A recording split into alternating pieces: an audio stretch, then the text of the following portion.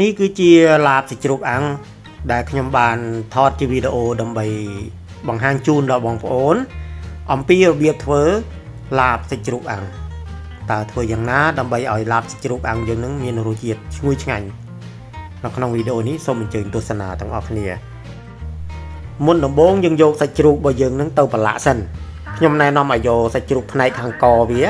ទៅប្រឡាក់ដូចជាប៊ីចេឬក៏ម្សៅស៊ុបរ៉ាឌីឲ្យល្មមទៅកុំឲ្យប្រៃពេករួចយកមកហាន់ជាចំណិតដាក់ចូលក្នុងចានចឹងមកបន្ទាប់មកដាក់ទឹកត្រី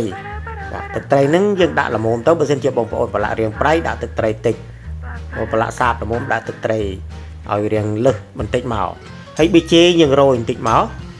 ចំណែកស្ករក៏យ៉ាងដែរយើងកុំឲ្យដាក់ច្រើនដាក់តែបន្តិចទៅបានហើយស្ករបាទបន្តមកទៀតយើងយកអានេះគឺជាអង្ករលីងបងប្អូនណាអង្ករលីងយើងលីងហើយយើងបុកឲ្យមាត់មកអង្ករលីងយើងដាក់បរិមាណល្មមសិនចាំយើងបន្ថែមតាមក្រោយទៀតក៏បានដែរម្ទេសបុកឬម្ទេសហុយហ្នឹង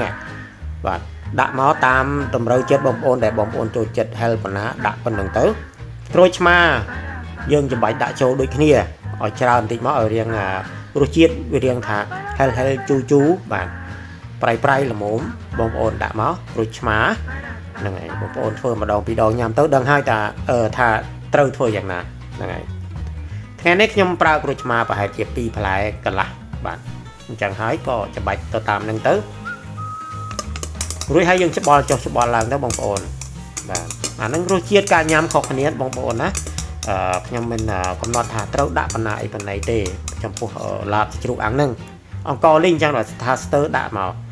ហើយចំណែកខ្ទឹមក្រហមយើងហាន់ស្ដើងអញ្ចឹងទៅរោយដាក់ចូលច្របល់ចូលគ្នាតែម្ដងខ្ទឹមក្រហមបាទចំណែកខាងនេះវិញមានស្លឹកជីរណាមានដើមខ្ទឹមបាទស្លឹកជីវ៉ាន់ស៊ុយអីហ្នឹង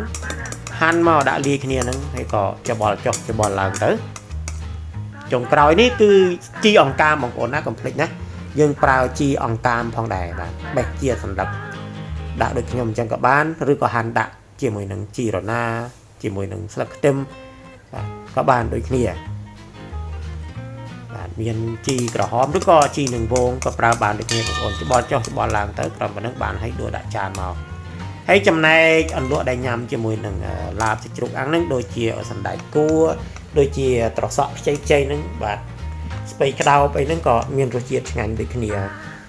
អរគុណណាស់បងប្អូនដែលបានទទួលទស្សនាវីដេអូខ្ញុំបាទនេះតាំងតែពីដើមរហូតដល់ចប់កុំភ្លេចណាជួយ like ជួយ share វីដេអូនេះបន្តផងបាទសូមបងប្អូនឲ្យជួបតែសេចក្តីសុខគ្រប់ប្រការនៅពេលនេះខ្ញុំបាទសូមជម្រាបលាបងប្អូនសិន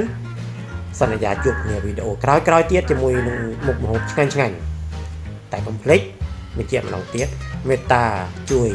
like share វីដេអូនេះបន្តផងសូមអរគុណ